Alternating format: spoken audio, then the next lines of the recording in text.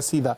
एक तो ये मसला है, दूसरा आप अगर एक चीज और देखें कि ये 7वां ओवर स्पिनर कर रहा है न्यूजीलैंड की जानिब से और अभी तक not a single attempt of sweep shot. Sweep एक ऐसी शॉट है, बेशक एक रन बने, जब बॉल ब्रेक हो रहा हो और जब फंस रहा हो तो सबसे इजी शॉट होती है स्वीप।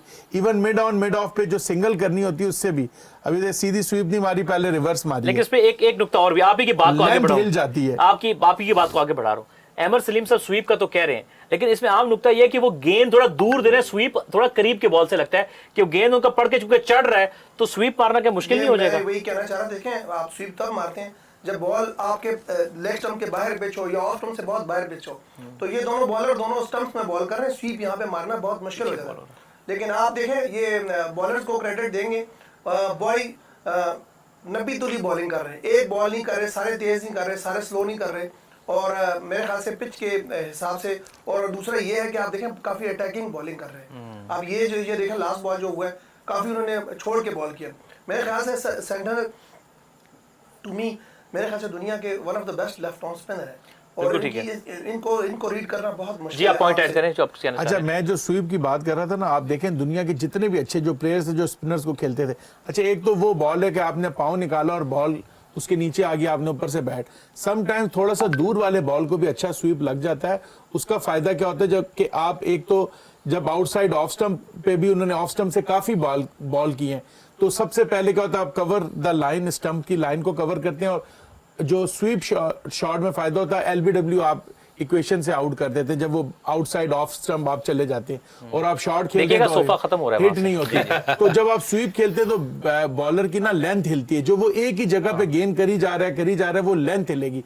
आप बेशक एक अटेम्प्ट करते हैं, सक्सेसफुल नहीं होते, लेकिन उसके जहन में ये बात आ जाती है कि ये मुझे स्वीप मार सकता है। तो जो रिस्की जो यहाँ पे मेरे ख्याल से जो वो ऊंची शॉट छक्का मारने पे जा रहे हैं उससे कम रिस्क है स्वीप शॉट में। ठीक है, लेकिन अहमद उनकी पहले ही विकेट्स गिर रही हैं और जो शॉट मतलब सीधे बैट से उनसे खेली नहीं जा रही है, वो स्वीप शॉट तो टेस्ट मैच में भी खेली जाती है।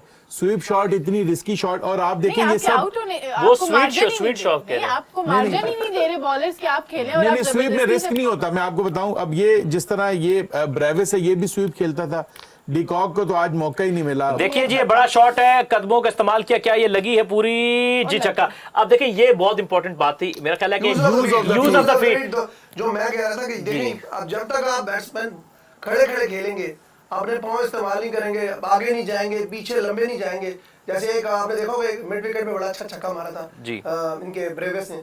तो ये जब तक आप तो नहीं करेंगे बॉलर तब तक आपको खुल के इसी तरह टेम्पटेशन। और दूसरी बात यह कि यहाँ पे जो हम बात जब कर रहे हैं मार्को जॉनसन की, इनकी हाइट बड़ी है, इनका रीच लंबी है, तो इन्होंने थोड़े से कदमों का इस्तेमाल करके बॉल की रीच तक पहुंचे, क्योंकि ये दूर दूर बॉल कर रहे हैं रचिन रविंद्रा। तो अब ये होगा कि वो रचिन थोड़ा से कंफ्यूज हो गए। सबा आप अपना पॉइंट ऐड करें जो आप कहना चाह रही हैं। मैं ये कह रही थी कि जब इतनी विकेट्स गिरी, आपके सीधे बैट से आपसे शॉट नहीं लग रही और आपने थोड़ा स्टेबल भी होना है, क्योंकि अभी काफी ओवर्स पड़े हुए हैं आपके पास और आपका स्कोर इतना नहीं है कि आप सेमीफाइनल के लिए डिफेंड कर सको।